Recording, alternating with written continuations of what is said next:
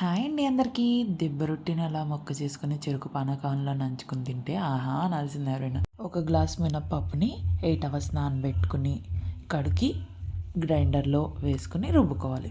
ఈలోపు ఒక గ్లాస్కి 2 గ్లాసులు వరి నూక అంటే బియ్యం నూకని కొంచెం వాటర్ వేసుకుని కలుపుకోవాలి.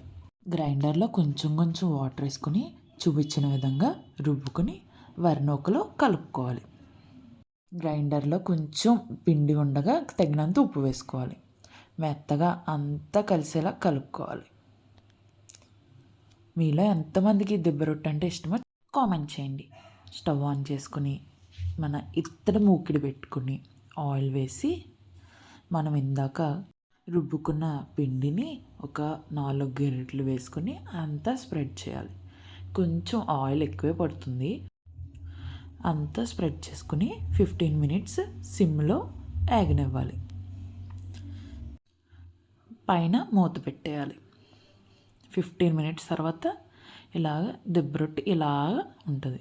మనం చిల్లులు గరిటెతో తిప్పుకుని ఒక 15 మినిట్స్ మళ్ళీ యాగనిచ్చి తీసేస్తే మన దిబ్బ రొట్టె రెడీ. అందరూ ట్రై చేసి ఎలా వచ్చిందో కామెంట్ చేయడం మర్చిపోద్దు.